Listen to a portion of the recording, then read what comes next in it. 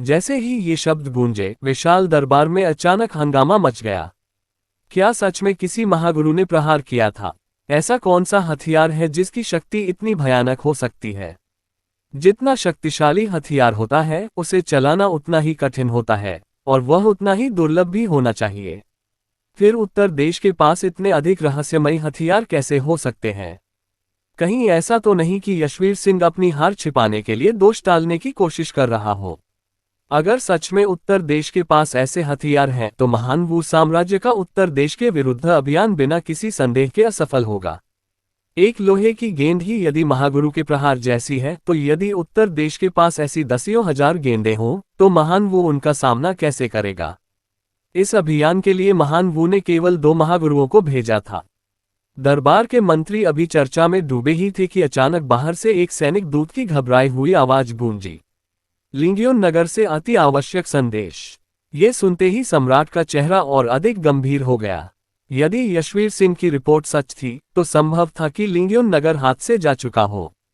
उसी क्षण दूत सैनिक दरबार में घुसा, बीचों बीच घुटनों के बल बैठ गया और कांपते हुए नवीनतम पत्र सिर के ऊपर उठाकर बोला, लिंगियोन नगर पतन हो चुका है। हमारी 3 लाख सेना पुनर्तः नष्ट हो गई। सेनापति यशवीर सिंह जीवित है या नहीं, यह अज्ञात है। जैसे ही ये शब्द निकले, पूरे दरबार में सन्नाटा छा गया। कुछ ही समय पहले पहला संदेश आया था, और अब दूसरा संदेश नगर के पतन की खबर लेकर पहुंच गया। इसका अर्थ था कि लिंगियोन नगर एक ही दिन में हार गया। यशवीर सिंह एक दिन भी उसे संभाल नहीं पाए। क्या उत्तर देश की सेना की शक्ति इतनी भयावह हो चुकी थी? कुछ क्षणों की स्तब्धता के बाद सम्राट के समीप खड़ा हिजड़ा आगे बढ़ा, दूत से पत्र लिया और तुरंत सम्राट को सौंप दिया। सम्राट ने पत्र को तेजी से पढ़ा, पर कुछ नहीं बोले। उनका चेहरा अत्यंत गंभीर था, स्पष्ट था कि वे गहरे संकट में हैं। सिंहासन पर बैठने के बाद से उन्होंने अनेक युद्ध लड़े थे और लगभग कभी पराजित नहीं हुए थे। हर युद्ध में महान वू का क्षेत्रफल बड़ा था, पर इस बार न केवल कोई भूमि प्राप्त हुई, बल्कि इतना महत्वपूर्ण नगर भी इतनी शीघ्रता से खो गया। यदि पत्र में लिखी हर बात सत्य थी, तो यूपिन काउंटी भी आधे महीने में उत्तर देश के हाथों चला जाएगा। कल्पना कीजिए, एक ऐसी सेना जो मानो पूरी तरह महागुरुओं से बनी हो। कितने राज्य उनका सामना कर पाएंगे? चाहे शहर की दीवारें कितनी ही मजबूत क्यों न हो, सैकड़ों या हजारों महागुरुओं के संयुक्त प्रहार को कैसे झेलेंगी? हालांकि महागुरु केवल एक उपमा थी, पर उत्तर देश के हथियारों का प्रयोग सचमुच एक तरफा संहार सिद्ध हुआ था। अब केवल यही आशा की जा सकती थी कि उत्तर देश की मुख्य सेना योंगान काउंटी में हो और महान वू की मुख्य सेना उत्तर देश की राजधानी पर आक्रमण कर वीर प्रताप को बंदी बना सके। अन्यथा यदि इस बार उत्तर देश को समाप्त न किया गया, तो भविष्य में वही महान वू को निगल जाएगा। सम्राट का चेहरा बार बार बदल रहा था। वे समझ नहीं पा रहे थे कि दुनिया में ऐसे विनाशकारी हथियार कैसे अस्तित्व में आ सकते हैं। अब उन्हें समझ आया कि उत्तर देश ने उत्तरी बर्बर जातियों को इतनी जल्दी कैसे नष्ट किया और त्यानची राजा की सेना को कैसे पराजित किया। ऐसे हथियारों के साथ क्या उत्तर देश जिसे चाहे उसे मिटा नहीं सकता? महान वू की 3 लाख श्रेष्ठ सेना एक दिन में हार गई, तो वे बर्बर क्या चीज थे? दरबार में गहरा सन्नाटा छा गया। कोई मंत्री बोलने का साहस नहीं कर रहा था। लोगों की सांसों की आवाज तक सुनी जा सकती थी। उसी क्षण राजदरबार के निरीक्षक झांग युवराज अचानक आगे बढ़े और ऊंची आवाज में बोले, यह मंत्री राजकुमारी जुनूती देवी पर लापरवाही, मानव जीवन की उपेक्षा और अधिकारों के दुरुपयोग का अभियोग लगाता है। जैसे ही राजदरबार के निरीक्षक झांग युवराज के शब्द समाप्त हुए, पूरा दरबार स्तब्ध रह गया। किसी ने कल्पना भी नहीं की थी कि वह इस समय राजकुमारी जुनूती देवी पर अभियोग लगाएगा। यद्यपि वह राजकीय निरीक्षक था, पर महान वू अभी अभी पराजित हुआ था और सम्राट क्रोध में थे। ऐसे समय पर यह कदम उठाना अपने प्राणों को जोखिम में डालने जैसा था। सभी मंत्रियों की निगाहें तुरंत सम्राट के चेहरे पर टिक गईं। वे जानना चाहते थे कि अब उनका क्या रुख होगा, किंतु आश्चर्य की बात यह रही कि सम्राट क्रोधित नहीं हुए। उन्होंने केवल शांत स्वर में पूछा, क्या झांग को स्वयं पता है कि वह क्या कह रहा है? झांग युवराज के माथे पर ठंडा पसीना छलक आया, पर उन्होंने स्वयं को संयत किया और बोले, आपका सेवक भली भांति जानता है कि वह क्या कह रहा है। इस सैन्य पराजय का मुख्य कारण उत्तर देश के रहस्यमय हथियारों के विषय में हमारी अज्ञानता है। और राजकुमारी जुनूती, जो हमारे गुप्तचर विभाग का संचालन करती हैं, उन्हें इन हथियारों की कोई जानकारी ही नहीं थी, न ही उन्होंने कोई सूचना प्रदान की। इसके अतिरिक्त उनके अधीन कई जासूस हाल ही में मेरे पास आए हैं और उन्होंने उनके द्वारा अधिकारों के दुरुपयोग, असहमति रखने वालों को हटाने तथा भारी धन के गबन के प्रमाण सौंपे हैं। मेरा मत है कि राजकुमारी जुनूती अब गुप्तचर विभाग का संचालन करने योग्य नहीं रही। उनका राजकीय पद भी वापस ले लिया जाना चाहिए। झांग युवराज के शब्दों के समाप्त होते ही राजकुमार विक्रमदेव के गुट के अधिकारी तुरंत खड़े हो गए। अन्य कई मंत्री भी अवसर देखकर समर्थन में बोल उठे। ये सेवक भी राजकुमारी जुनूती पर अभियोग लगाता है। कुछ ही क्षणों में दरबार में अभियोगों की आवाजें गूंजने लगीं। झांग युवराज की दृष्टि लगातार सम्राट के चेहरे पर टिकी रही। सम्राट अब भी शांत थे। झांग युवराज ने मन ही मन अनुमान लगाया कि संभवतः सम्राट स्वयं भी जुनूती देवी से अप्रसन्न है। सामान्य परिस्थितियों में वह इतने आरोपों को यहीं रोक देते, पर आज उन्होंने ऐसा नहीं किया। वास्तव में सम्राट का मन डोल रहा था। उसी समय राजकुमारी के समर्थक मंत्री चैतन्य जीलाल से रहा नहीं गया। वह आगे बढ़े और बोले, आचार्य झांग निरंतर राजकुमारी पर लापरवाही, अनावश्यक हत्या और अधिकारों के दुरुपयोग का आरोप लगा रहे हैं। पर प्रमाण कहाँ हैं? क्या केवल उनके शब्द ही प्रमाण होंगे? ये सुनकर झांग युवराज व्यंग्य से मुस्कुराए। यदि मेरे पास प्रमाण न होते तो मैं राजकुमारी पर अभियोग लगाने का साहस न करता। उन्होंने सम्राट को प्रणाम किया और निवेदन किया, महाराज कृपया मुझे साक्षी प्रस्तुत करने की अनुमति दें। ये सुनकर सम्राट के चेहरे पर पहली बार हल्का परिवर्तन आया।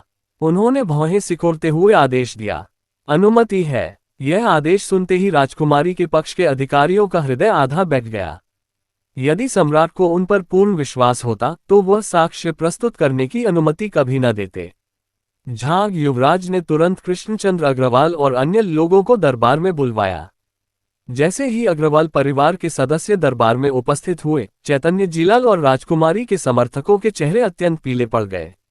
उन्हें भली भांति ज्ञात था कि जुनूती देवी ने प्रारंभ में अग्रवाल परिवार को बलि का बकरा बनाने की योजना बनाई थी। उन्हें पकड़ने की प्रक्रिया भी आरंभ हो चुकी थी। फिर वे यहाँ कैसे आ गए? अग्रवाल परिवार गुप्तचर विभाग का मूल आधार था। उनका अग्रवाल महासंघ गुप्तचर तंत्र को विशाल धनराशि प्रदान करता था और अनेक जासूस उसी व्यापारिक संस्था के आवरण में विभिन्न राज्यों में कार्य करते थे। अग्रवाल परिवार के पास ऐसे अनेक प्रमाण थे जो राजकुमारी के लिए घातक सिद्ध हो सकते थे। ये स्थिति संकटपूर्ण थी। दरबार में पहुंचकर कृष्णचंद्र अग्रवाल घुटनों के बल बैठ गए और बोले, साधारण प्रजा कृष्णचंद्र अग्रवाल महाराज को प्रणाम करता है। महाराज की आयु दीर्घ हो। सम्राट ने ठंडे स्वर में पूछा, मुझे स्मरण है कि तुम्हारा परिवार गुप्तचर विभाग के साथ सहयोग करता रहा है। कृष्णचंद्र ने उत्तर दिया, हाँ महाराज, प्रारंभ में राजकुमारी जुनूती ने ही हमसे संपर्क किया था ताकि गुप्तचर जाल स्थापित किया जा सके। सम्राट की आंखों में क्षणभर के लिए घातक चमक उभरी। क्या तुम्हें ज्ञात है कि स्वामी से विश्वासघात करने वालों का क्या दंड होता है? उस युग में स्वामी से विश्वासघात करने वालों का दंड प्रायः मृत्यु था। महान वू के कानूनों में भी ऐसा ही प्रावधान था, किंतु कृष्णचंद्र तनिक भी भयभीत नहीं हुए। उन्होंने शांत स्वर में कहा, महाराज, गुप्तचर विभाग सीधे आपके अधीन है। आप ही मेरे स्वामी हैं। मैंने कभी भी महाराज के साथ विश्वासघात नहीं किया। ये सुनकर सम्राट ने व्यंग्य से मुस्कुरा दिया। फिर उन्होंने पूछा, बताओ, राजकुमारी ने तुम्हें क्या क्या करने का आदेश दिया था? कृष्णचंद्र ने एक क्षण के लिए झांग युवराज की ओर देखा। झांग ने तुरंत कहा, निर्भय होकर सत्य कहो, महाराज तुम्हारी रक्षा करेंगे। तब कृष्णचंद्र अग्रवाल ने भूमि पर झुके झुके एक एक कर राजकुमारी जुनूती के कार्यों का विवरण देना आरंभ किया। जुनूती देवी सत्ता के मोह में डूबी हुई थी। इसी कारण उन्होंने अनेक गुप्त और विवादास्पद कार्य किए थे। वास्तव में उन घटनाओं में से अधिकांश की चर्चा दरबार में पहले भी हो चुकी थी, बस वे कभी खुलकर सामने नहीं आई थी। कुछ तो स्वयं सम्राट को भी ज्ञात थी। जब कृष्णचंद्र ने अपना कथन समाप्त किया तो समस्त मंत्रियों की दृष्टि फिर से सम्राट पर टिक गई। उसी समय राजकुमार लवेश के गुट का एक अधिकारी अचानक घुटनों के बल बैठ गया और बोला, राजकुमारी जुनूती, जिन्हें महाराज ने स्वयं राजकीय उपाधि दी, प्रतिदिन अपने कर्तव्यों की उपेक्षा करती रहीं। वे व्यापार और धन संचय में लिप्त रहीं, यहाँ तक कि अपने अधिकारों का दुरुपयोग भी किया। इसी कारण उत्तर देश के विषय में गुप्तचर विभाग को गंभीर सूचना अभाव रहा और उत्तरी अभियान असफल हुआ। ये सेवक विनम्रतापूर्वक निवेदन करता है कि महाराज उनका राजकीय पद तत्काल निरस्त करें। अब राजकुमारी जुनूती देवी को गिराने का यही सर्वोत्तम अवसर था। अन्य शाही राजकुमारों के गुटों के मंत्री अब स्वयं को रोक नहीं पाए। बिना बोले ही सबके बीच एक मौन सहमति बन गई। चाहे वे किसी भी राजकुमार के समर्थक हों, सबने तय कर लिया कि पहले उस स्त्री को सत्ता के खेल से बाहर करना है। वह अत्यधिक प्रभावशाली और दबंग थी, उसके रहते जिन राजकुमारों का वे समर्थन करते थे, उनका उभरना लगभग असंभव था।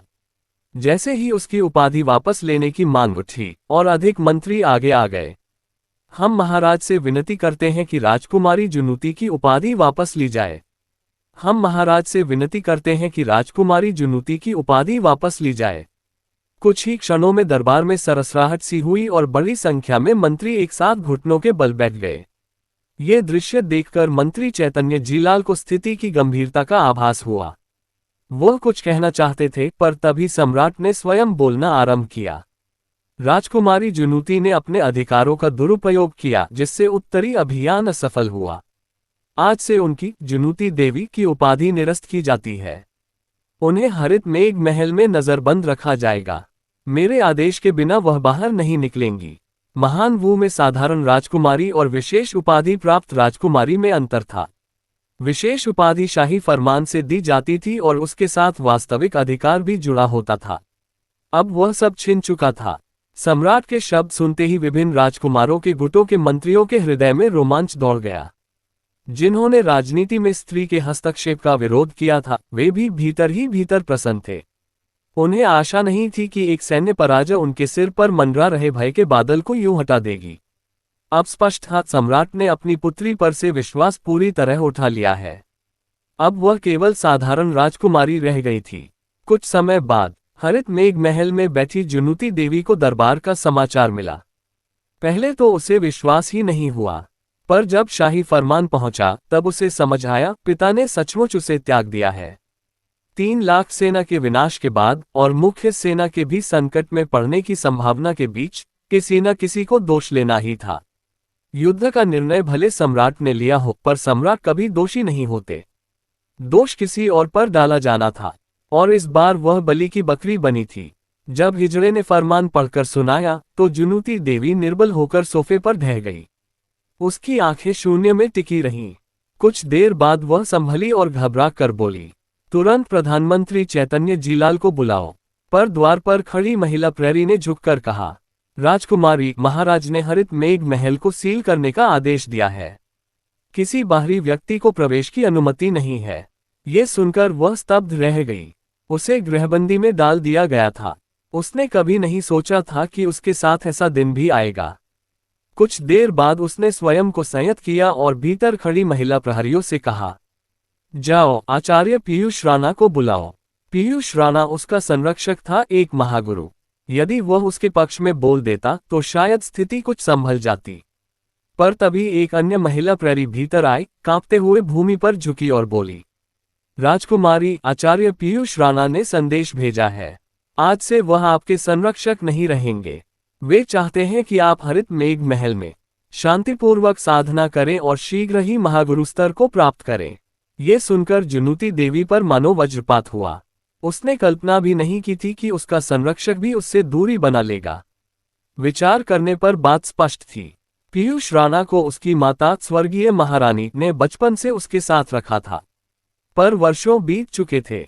महारानी के निधन के बाद स्वाभाविक था कि उसकी निष्ठा कमजोर पड़ गई हो। अब जब सब उससे मुंह मोड़ रहे थे तो पीयूष राणा को भी उसमें भविष्य नहीं दिखा होगा। महागुरु स्तर का योद्धा किसी भी गुट में सम्मान पा सकता था। शक्ति संतुलन एक बार टूट जाए तो फिर पूरी तरह बिखर जाता है। जब महारानी जीवित थीं तब उनका प्रभाव इतना प्रबल था कि पीयूष राणा भी जुनूती देवी के पक्ष में दृढ़ता से खड़ा था। पर महारानी के निधन के बाद स्थिति बदलती गई। सम्राट भी लंबे समय से अनुभव कर रहे थे कि उनकी पुत्री की शक्ति अत्यधिक बढ़ चुकी है, जिससे अन्य राजकुमारों का विकास रुक गया है। पर पीयूष राणा जैसे महागुरु के कारण वे सीधे कदम उठाने का साहस नहीं कर पा रहे थे। इस बार उत्तर देश के विरुद्ध असफल अभियान ने उन्हें उचित बहाना दे दिया। सूचना की कमी के कारण हुई पराजय का दोष देकर उन्होंने उपाधि छीन ली और जुनूती गुट के पास प्रतिवाद करने को कुछ नहीं था। अब जब उसके पास न उपाधि थी न अधिकार, तो पीयूष राणा के लिए उसके साथ बने रहने का कोई कारण नहीं रहा। जुनूती देवी की शक्ति गिरते ही मानव श्रृंखला प्रतिक्रिया शुरू हो गई। जो लोग महागुरु के प्रभाव के कारण उसके साथ थे, वे भी शीघ्र ही अन्य राजकुमारों की ओर झुकने लगे। और कुछ ही समय में हरित मेघ महल के भीतर बैठी वह कभी प्रभावशाली राजकुमारी लगभग अकेली रह गई। वो जुनवान मूर्ख नहीं थी। उसे भली भांति पता था कि जैसे ही उसके हाथों से सत्ता फिसली, दरबार की पूरी शक्ति संरचना बदल जाएगी और वह खेल से पूरी तरह बाहर कर दी जाएगी। उसके हृदय में गहरा पछतावा था। वह सोच रही थी, काश उसने अपने भाइयों को कभी हल्के में न लिया होता। उसी लापरवाही ने आज उसे इस स्थिति में ला खड़ा किया था। वह उनके कदमों की आहट तक न पहचान सकी और सत्ता उससे छिन गई। सबसे भयावह बात यह थी कि उसे आज तक पता नहीं चला कि पर्दे के पीछे असली सूत्रधार कौन है। सांझ ढलने लगी। चियान परिवार की हवेली में सन्नाटा पसरा था। चियान शिंगचांग लौटते ही सीधे पिछवाड़े की ओर बढ़ा और बिना किसी हिचकिचाहट के कुएं में कूद गया। सेवक अभी कुछ समझ ही रहे थे कि अचानक आग की भीषण लपटें उठीं और देखते ही देखते पूरी हवेली धधकती ज्वाला में बदल गई। रात गहराती गई। राजमहल में सम्राट अपने अध्ययन कक्ष में अब भी जाग रहे थे कि तभी एक सैनिक ने आकर चियान निवास की घटना की सूचना दी। चियान शिंगचांग स्वयं को सम्राट का वफादार कहता था, पर सम्राट ऐसे विश्वासघाती को कभी अपना अधीनस्थ नहीं मानते थे। उनके लिए उसका अंत निश्चित था और इसके लिए उन्हें स्वयं हाथ उठाने की आवश्यकता भी नहीं थी। परंतु सम्राट इस सत्य से अनजान थे कि चियान परिवार नष्ट नहीं हुआ था। डूबते सूरज की लालिमा में एक व्यापारी काफिले की परछाइयां दूर तक फैली थीं। एक रथ के भीतर वही चियान शिंगचांग बैठा था जो कुछ समय पहले कुएं में कूदा था। उसने उत्तर दिशा की ओर देखते हुए शांत स्वर में कहा, मेरा कार्य पूर्ण हुआ, अब समय है उत्तर देश जाकर राजा से मिलने का। उसी समय महान शिया साम्राज्य के शयन कक्ष में सम्राट साधना कर रहे थे कि अचानक एक छाया प्रकट हुई। सम्राट ने नेत्र खोलते हुए पूछा, क्या समाचार है? छाया ने झुककर कहा, महान वू की 3 लाख सेना पराजित हो गई है। यंग फेव सेना को लिंग्यून नगर बचाने ले जा रहा था, पर रात होने से पहले ही उत्तर देश की सेना ने नगर घेर लिया और जीत लिया। 3 लाख सैनिक एक ही दिन में समाप्त हो गए। सम्राट स्तब्ध रह गए। एक दिन उन्हें यंग फेव का नाम भली भांति स्मरण था। जब महान वू और महान शिया आमने सामने हुए थे, उसी ने शिया को पीछे हटने पर विवश किया था। और अब वही अनुभवी सेनापति एक दिन में पराजित।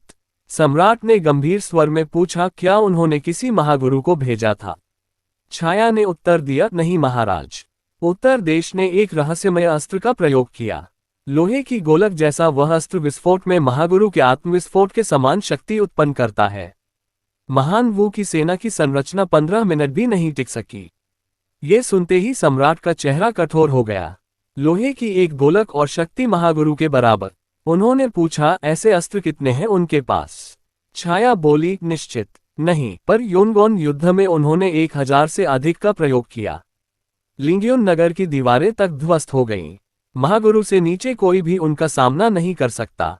कक्ष में गहरा मौन छा गया। यदि यह सत्य है तो उत्तर देश की शक्ति अन्य सभी राजवंशों से कहीं अधिक हो सकती है। यदि वे दक्षिण की ओर बढ़े तो क्या शिया एक दिन भी टिक पाएगा? यह विचार ही सम्राट के हृदय में भय भरने के लिए पर्याप्त था। उन्होंने मन ही मन निश्चय किया कि उन्हें शीघ्र ही दिव्य मानव स्तर तक पहुंचना होगा, पर उस उन्नति के लिए उनका उद्दंड पुत्र जीवित नहीं रह सकता।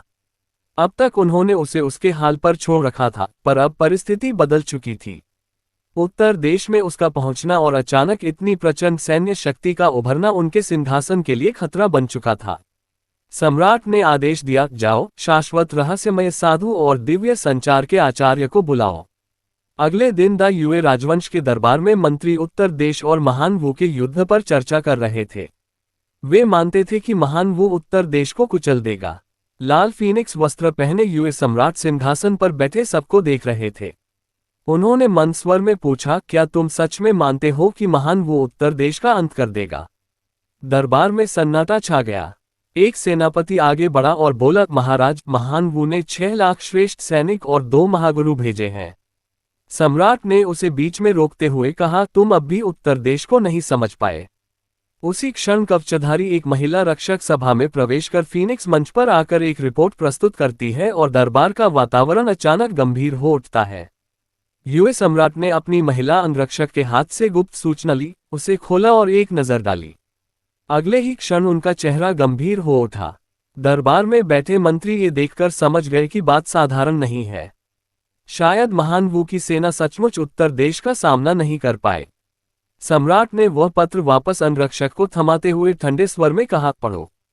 अंगरक्षक ने झुककर पढ़ना शुरू किया। 10वें चंद्र मास की नवमी को महान वू ने 3 लाख सैनिक योनगॉन काउंटी भेजे, पर उत्तर देश के एक रहस्यमय अस्त्र से पराजित हो गए। यह अस्त्र गोल आकार का है और विस्फोट के समय उसकी शक्ति महागुरु द्वारा अपने दांतियन को विस्फोटित करने के समान होती है। उत्तर देश ने ऐसे हजारों अस्त्र महान वू की सेना पर फेंके, जिससे उनकी संरचना तुरंत टूट गई। यंग फेव सैनिकों को लेकर लिंग्यून नगर की ओर पीछे हटे, किंतु संध्या तक नगर भी गिर गया और यंग फेव मात्र 100 घुड़सवारों के साथ भाग निकले। ये सुनते ही सभा में सन्नाटा छा गया। 3 लाख की सेना, और वह भी एक दिन में पराजित। ये कैसे संभव है? उत्तर देश के पास इतनी भीषण शक्ति कब से आ गई? और यह रहस्यमय अस्त्र आखिर है क्या? यदि उसका विस्फोट सचमुच महागुरु के आत्मविस्फोट के बराबर है, तो फिर किसी भी सेना के लिए उसका सामना करना असंभव होगा। ऐसा अस्त्र इस संसार में पहले कभी देखा नहीं गया था। यदि उत्तर देश इसे बड़ी संख्या में बना सकता है, तो भविष्य में योद्धाओं का स्थान क्या रह जाएगा? अब तक जो व्यवस्था महागुरुओं और योद्धाओं की शक्ति पर टिकी थी, क्या वह पूरी तरह उलट जाएगी? काफी देर बाद मंत्रियों ने स्वयं को संभाला। एक मंत्री आगे बढ़कर बोला, महाराज, यदि यह समाचार सत्य है तो महान वू की मुख्य सेना भी उत्तर देश के सामने टिक नहीं पाएगी। हमें तुरंत तैयारी करनी चाहिए। कहीं ऐसा न हो कि महान वू के अवशेषों का पीछा करने के बहाने उत्तर देश हमारी सीमा में प्रवेश कर जाए। यद्यपि समाचार कहता है कि उत्तर देश की अधिकांश सेना योनगॉन में है, पर ऐसे प्रचंड अस्त्रों की उपस्थिति से युद्ध का परिणाम अनुमान से परे हो जाता है। महान वू की मुख्य सेना में 2 महागुरु हैं, पर उत्तर देश के पास भी महागुरु हैं, और यह रहस्यमय अस्त्र तो स्वयं महागुरु की शक्ति के समान है। यदि उत्तर देश लगातार ऐसे अस्त्र बरसाए तो 3 लाख की सेना भी क्षणों में बिखर जाएगी। इसलिए दायुए को अपनी सीमा पर सेना तैनात करनी ही होगी। इसी बीच अचानक सभा के बाहर से आवाज गूंजी, उत्तर पश्चिम से अत्यावश्यक समाचार। मंत्रियों के हृदय फिर धड़क उठे। उत्तर पश्चिम में क्या हो गया? क्या बर्बर जनजातियां फिर से दक्षिण की ओर बढ़ चलीं? इतने में एक दूत सैनिक सभा के मध्य आकर घुटनों के बल बैठ गया और संदेश नलिका दोनों हाथों से उठाकर बोला, ब्लैक ड्रैगन देश ने 1 लाख की सेना भेजी है और उनकी मंशा स्पष्ट नहीं है। ये सुनते ही सभा फिर स्तब्ध रह गई। ब्लैक ड्रैगन देश, इस समय वे अपनी सेना दायुए की सीमा पर क्यों ला रहे हैं? सामर्थ्य की दृष्टि से दायुए उनसे नहीं डरता, पर ब्लैक ड्रैगन देश का राजा रहस्यमय माना जाता है। कुछ लोग कहते हैं कि वह स्वर्गीय मानव स्तर का साधक हो सकता है, यद्यपि इसका कोई प्रमाण नहीं। उत्तर पश्चिम के वीरान प्रदेश में बर्बर आक्रमणों से निर्भीक रहकर राज्य स्थापित करना ही दर्शाता है कि वह कोई साधारण शासक नहीं। अब तक उनके और दायुए के बीच कोई बड़ा संघर्ष नहीं हुआ।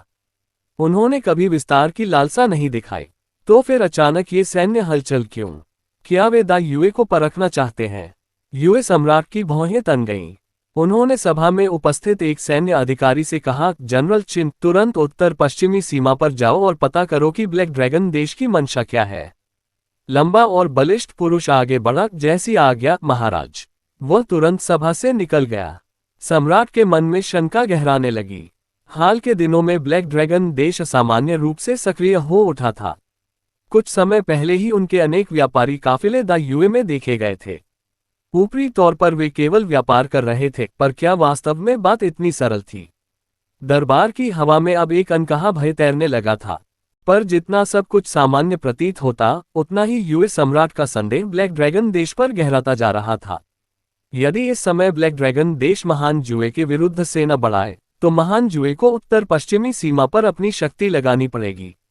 और यदि उसी बीच महान वू की पराजित शेष सेना उत्तर देश से भागकर महान जुए की सीमा में घुस आए और उत्तर देश भी उनका पीछा करते हुए टकराव छेड़ दे, तो यह महान जुए के लिए घातक सिद्ध होगा। सम्राट अब भी निश्चित नहीं थी कि उनकी योजना सफल हुई या नहीं। यदि मुरोंगशुए ने वास्तव में उत्तर राजकुमार को अपने नियंत्रण में ले लिया है, तो वह उनके लिए एक उत्तम मोहरा सिद्ध होगा। पर यदि ऐसा नहीं हुआ और उत्तर देश ने इसी समय महान जुए पर आक्रमण कर दिया, तो रहस्यमय अस्त्रों से लैस उत्तर देश की सेना का सामना कर पाना अत्यंत कठिन होगा। अब सब कुछ इस पर निर्भर था कि क्या महान वू की मुख्य सेना यान काउंटी तक पहुंच पाएगी और क्या मुरोग शुए उत्तर राजकुमार को वश में कर सकेंगी। इधर दूसरी ओर झान होंग और शू शिंगवन को योंगॉन काउंटी में घटित घटनाओं का तनिक भी ज्ञान नहीं था। वे महान जुए से होकर उत्तर देश के वास्तविक भूभाग में प्रवेश कर चुके थे और महान जुए की सीमा के समीप स्थित यंगयान काउंटी पहुंच गए थे। यंगयान काउंटी में नगर अधिक नहीं थे, केवल एक महत्वपूर्ण नगर क्लाउड सिटी। यदि क्लाउड सिटी गिर जाता तो महान वू की मुख्य सेना सीधे उत्तर देश के हृदय प्रदेश में घुस सकती थी। उत्तर देश के लिए क्लाउड सिटी का पतन यान काउंटी को खुला छोड़ देने जैसा था। क्लाउड सिटी के बाहर पहुंचकर भी झान होंग और शू शिंगवन आने वाले तूफान से अनभिज्ञ थे। बंद फाटकों को देखकर झान होंग हंस पड़ा। जनरल शू, तुम्हें क्या लगता है, इसे लेने में कितना समय लगेगा? शू शिंगवन ने जर्जर मिट्टी की दीवारों को देखा और बोला, 3 दिन। झान होंग खिलखिलाया, 3 दिन? तुम उत्तर देश को कुछ अधिक ही सम्मान दे रहे हो। मेरे विचार से 1 दिन पर्याप्त है। इतना कहकर उसने आदेश दिया, तुरंत शिविर स्थापित करो, भोर होते ही आक्रमण होगा। आदेश मिलते ही महान वू की सेना शिविर बनाने लगी। उधर क्लाउड सिटी की प्राचीर पर सोंग शुएलिन और डोंगमेन फेयुए दूर खड़ी विशाल सेना को निर्विकार भाव से देख रहे थे। उनके हृदय में भय नहीं था। यद्यपि उनके पास 2 लाख सैनिक थे, जो शत्रु से 20,000 कम थे, पर उनके पास उत्तर देश द्वारा तैयार की गई तोपें और होवित्ज़र थे। महान वू की सेना के आने से पहले ही उन्होंने सैनिकों को अग्न्यस्त्रों का अभ्यास करा दिया था। युद्धनीति भले ही अभी पूर्ण विकसित न हुई हो, पर तोपों की वर्षा ही शत्रु को अस्त व्यस्त करने के लिए पर्याप्त थी। डोंगमेन फेयुए बोला, पता नहीं हमारे राजा को ऐसे भयावह अस्त्र कहाँ से मिले। यह इस संसार की वस्तु नहीं लगते। दोनों ध्रुवीय प्रदेशों से आए थे और अग्न्यस्त्रों से परिचित नहीं थे। जब उन्होंने इनका वास्तविक प्रभाव देखा तो भीतर से हिल उठे। महागुरु होने के बावजूद उनके मन में एक टीस थी, इन अस्त्रों के आने से योद्धाओं का महत्व घट सकता है। उन्होंने स्वयं को परीक्षण के समय लक्ष्य बनने दिया। परिणाम ये निकला कि तोपें सीधे महागुरु का अंत तो नहीं कर सकती, पर उन्हें पूरी शक्ति से बचाव में लगा देती हैं। प्रत्याक्रमण का अवसर ही नहीं मिलता। अंततः उन्होंने यथार्थ स्वीकार किया। तोपें फिलहाल केवल उत्तर देश के पास हैं। वे दूसरों पर बरसेंगी, उन पर नहीं। और इन अस्त्रों से उनका राजा शीघ्र ही समस्त महाद्वीप को एक कर सकता है। सोंग शुएलिन ने शांत स्वर में कहा, चिंता क्यों? जब तक अन्य राज्यों को ऐसी तोपें मिलेंगी, हमारे राजा शायद पूरे महाद्वीप को जीत चुके होंगे। डोंगमेन ने धीमे से कहा, पर भविष्य में हमारा महत्व घट जाएगा। सोंग हंसा, अस्त्र चाहे जितने शक्तिशाली हों, उन्हें चलाने के लिए मनुष्य चाहिए। राजा को विस्तार के लिए हमारी आवश्यकता रहेगी। तुम क्यों व्यर्थ चिंता करते हो? डोंगमेन ने सहमति में सिर हिलाया। कुछ दिन पहले परीक्षण के समय वह इतना विचलित हुआ था कि उसका मनोबल डगमगा गया था। साधारण लोग तोप चला रहे थे और वह, एक महागुरु, अपने ही बचाव में जूझ रहा था। तभी उसके मन में संशय उठा था कि कहीं उत्तर राजकुमार को अब महागुरुओं की आवश्यकता न रहे। सोंग शुएलिन ने दूर डेरा डाले महान वू की सेना को देखते हुए कहा, यह उनकी मुख्य सेना प्रतीत होती है। आज रात ही अग्रिम प्रहार करते हैं और इस युद्ध का शीघ्र अंत करते हैं। महान वू की मुख्य सेना दूर से आई थी और थकान से चूर थी। ऐसे में यदि क्लाउड सिटी के भीतर मौजूद 2 लाख सैनिक तोपों के सहारे रात्रि में अचानक आक्रमण कर दें, तो 3 लाख की सेना के लिए संभल पाना लगभग असंभव था। यह उत्तर देश आने के बाद सोंग शुएलिन और डोंगमेन फेयुए की पहली बड़ी लड़ाई थी, इसलिए वे इसे लेकर अत्यंत सजग थे।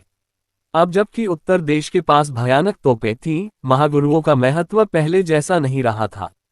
यदि उन्हें राजा की विशेष दृष्टि प्राप्त करनी थी, तो उन्हें असाधारण युद्ध उपलब्धियां अर्जित करनी ही होंगी।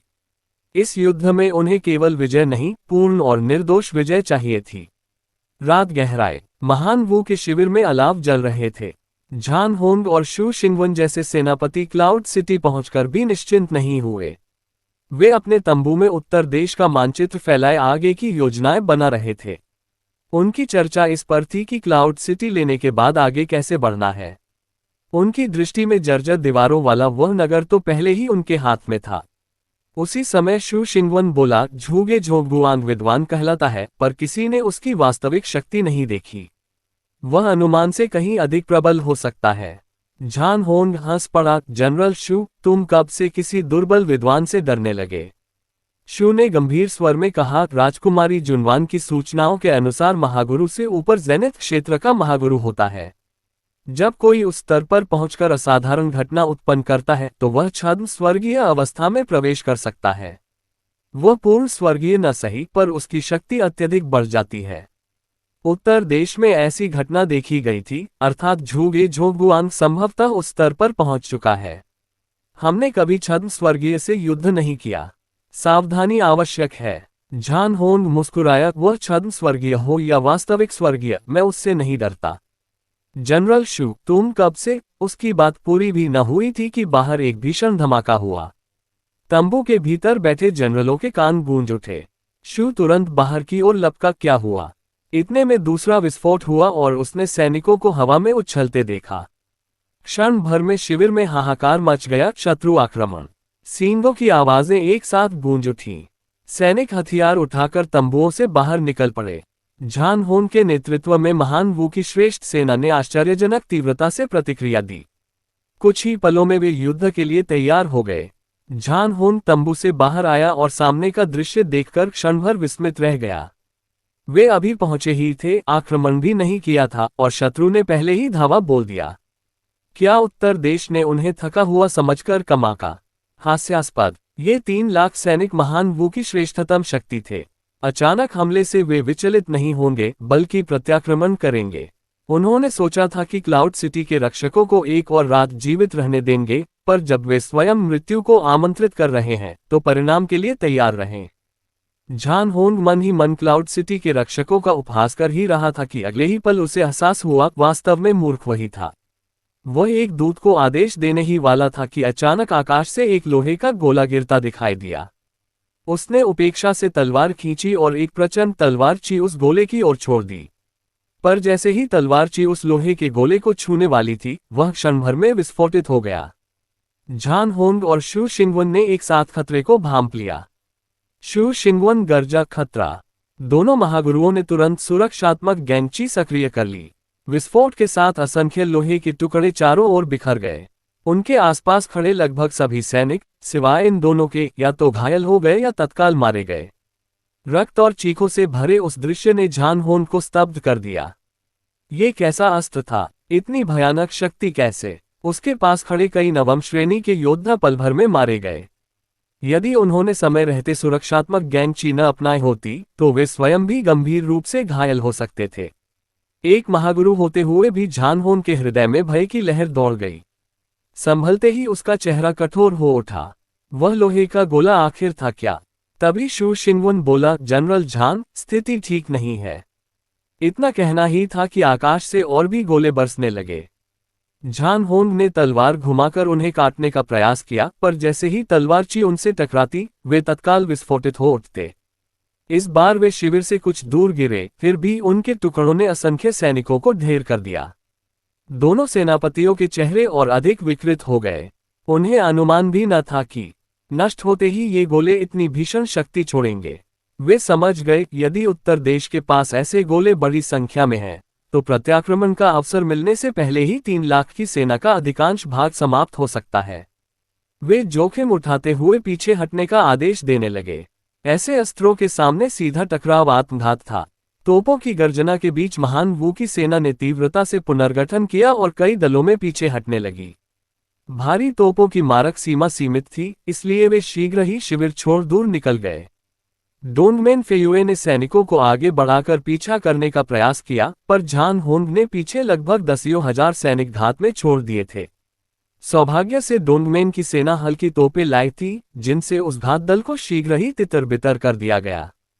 फिर भी उन्होंने मुख्य सेना को भागने का पर्याप्त समय दे दिया। रात्रि के अंधकार में बिखरी मशालों को देखते हुए सोंग शुएलिन ने कहा, कोई आश्चर्य नहीं कि महान वू की मुख्य सेना प्रबल मानी जाती है। इतनी शीघ्र प्रतिक्रिया साधारण बात नहीं। डोंगमेन ने पूछा, क्या हम पीछा करें? सोंग ने सिर हिलाया, आवश्यक नहीं। भारी तोपें साथ नहीं चल सकती और उनके 3 लाख सैनिक श्रेष्ठ हैं। पीछा करने पर हमें भी भारी क्षति होगी। राजकुमार ने केवल उन्हें रोकने को कहा था, आक्रमण का आदेश नहीं दिया। यद्यपि वे भी शत्रु की मुख्य सेना को नष्ट कर युद्ध गौरव पाना चाहते थे, पर उनका कर्तव्य सीमा की रक्षा था। यदि ध्रुवीय प्रदेश से लाई गई 2 लाख सेना को भारी क्षति होती, तो उत्तर राजकुमार पर विपरीत प्रभाव पड़ता। डोंगमेन ने आदेश रोक दिया और शेष बचे शत्रु सैनिकों को पकड़ने लगा। भोर की धुंधली रोशनी में उत्तर देश के सैनिक अब भी महान वू के परित्यक्त शिविर से रसद और हथियार समेट रहे थे। ये तथाकथित युद्ध लाभ अब उतने उपयोगी नहीं रहे थे, क्योंकि अग्न्यस्त्रों के सामने पारंपरिक शस्त्र महत्वहीन हो चुके थे। तभी एक सैनिक ने आकर रिपोर्ट दी, जनरल सोंग, जनरल डोंगमेन, कल रात हमने लगभग 80,000 शत्रु मार गिराए और 20,000 से अधिक बंदी बनाए।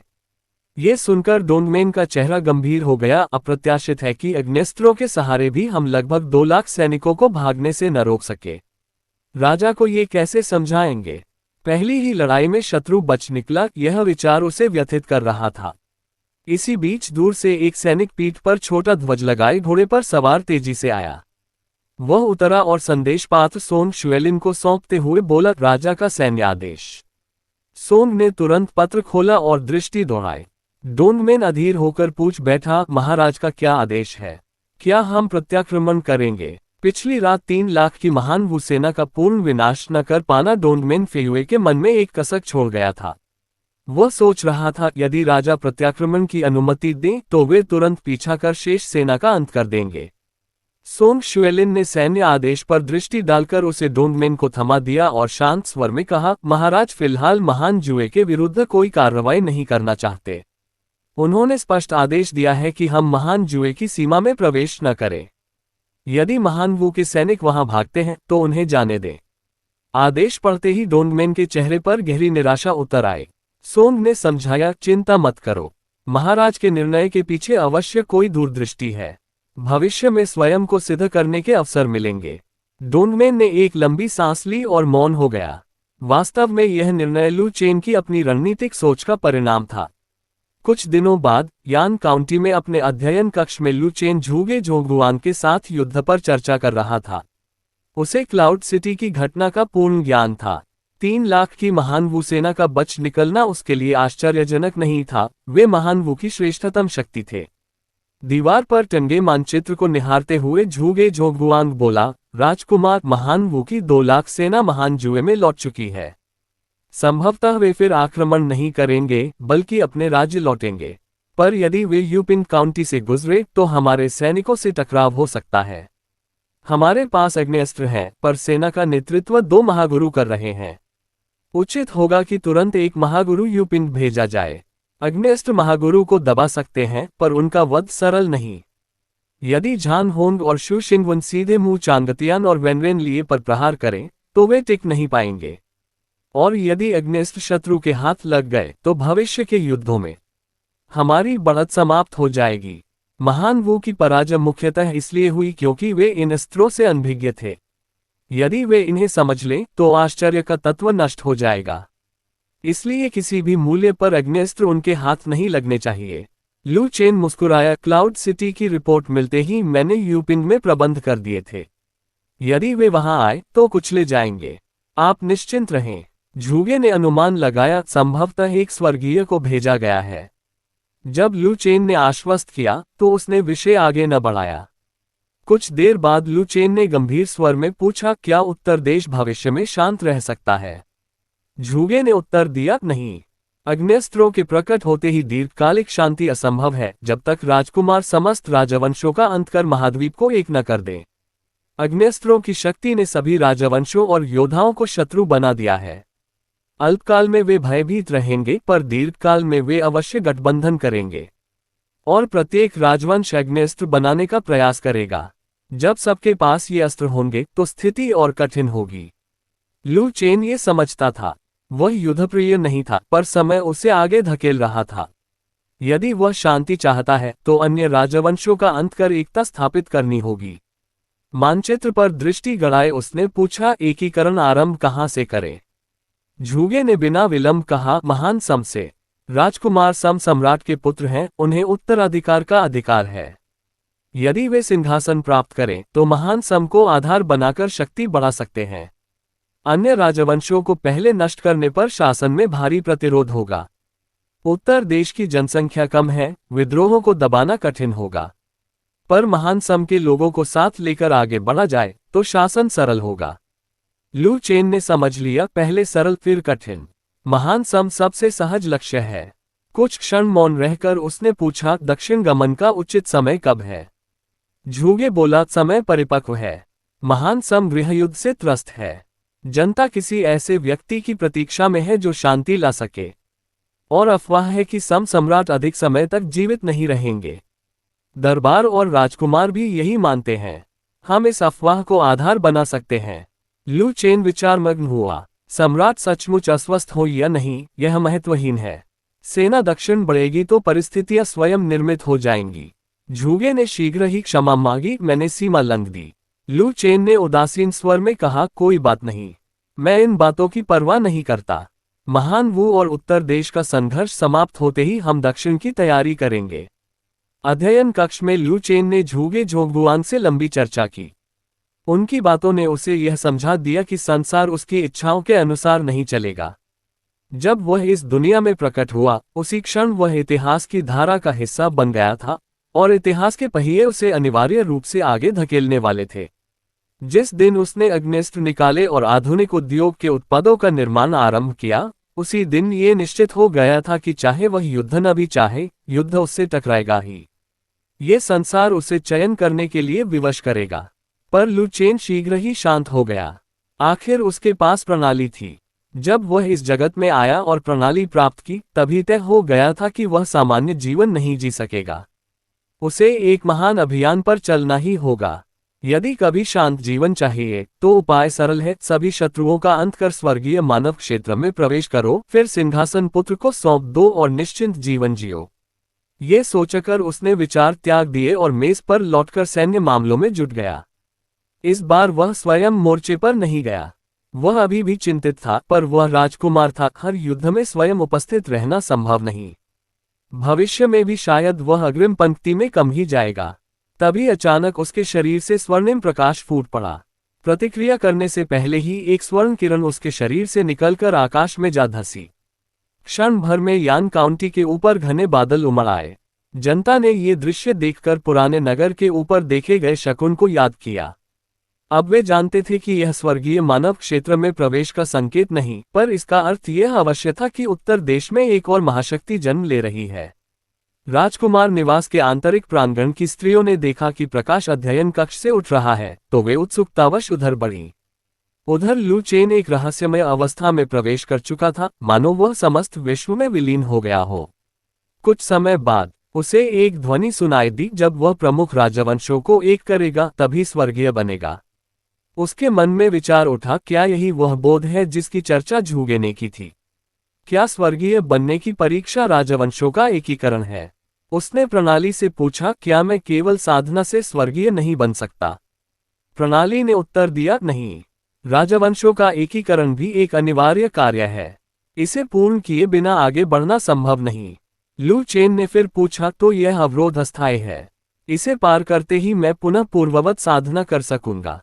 उत्तर मिला, हाँ। लू चेन ने मन ही मन स्वीकार किया, वह वास्तव में इस युग द्वारा आगे धकेला जा रहा है। अब चाहे वह चाहे या नहीं, युद्ध अपरिहार्य है। कुछ देर बाद उसके शरीर का स्वर्ण प्रकाश लुप्त हो गया और आकाश का शकुन भी छट गया। उसी समय बाहर से एक दासी की आवाज आई, राजकुमार कमांडर चिन्हित चाहते हैं। लू चेन ने कहा, उन्हें भीतर भेजो। छिन युशान भीतर आया, प्रणाम राजकुमार। औपचारिकता के बाद उसने चिंतित स्वर में पूछा, अभी जो प्रकाश था, आप कुशल तो हैं? लू चेन ने शांत स्वर में कहा, मैं ठीक हूं। अभी मुझे एक बोध हुआ और मैंने एक स्तर पार किया। फिर उसने पूछा, राजधानी में कोई नवीन गतिविधि? छिन युशान महान सम में गुप्त सूचनाओं का दायित्व संभालता था। उसने तुरंत एक पत्र सौंपते हुए कहा, हाल में कई सामंतों की हत्या हुई है। उनके मरते ही झाओ राजा ने तुरंत सेना भेजकर उनके प्रदेश ले लिए और प्रतिरोध नगण्य था। लू चेन ने कहा, तो महान विद्वान का अनुमान सही था। झाओ राजा वास्तव में मेरे शाही पिता का मोहरा है। उसने रिपोर्ट पढ़ी। 4 दिशाओं पर्वत और स्थिर वायु पर्वत के प्राचीन पूर्वजों के राजमहल में बार बार प्रवेश का उल्लेख था। संभवतः उन्हीं ने इन सामंतों का वध किया। लू चेन ने सोचा, पिता ने उन्हें कौन सा लाभ दिया होगा कि वे सहयोग को तैयार हो गए। क्या उन्हें भय नहीं कि कार्य पूर्ण होते ही उन्हें भी हटाया जा सकता है? फिर उसने कहा, निगरानी जारी रखो। ये सूचना उसके लिए नई नहीं थी। झूगे के विश्लेषण से वह पहले ही समझ चुका था कि उसके पिता महान सम के सामंतों को समाप्त कर वास्तविक एकीकरण चाहते हैं। भविष्य बताएगा कि वे स्वर्गीय बन पाएंगे या नहीं। छिन यूशान विदा लेने लगा, तभी लू चेन ने उसे रोका। 4 दिशाओं पर्वत और स्थिर वायु पर्वत के उन 2 प्राचीनों की गतिविधियों पर विशेष ध्यान दो। वे कहाँ जाते हैं और आगे कहाँ जाने वाले हैं, ये जानना आवश्यक है।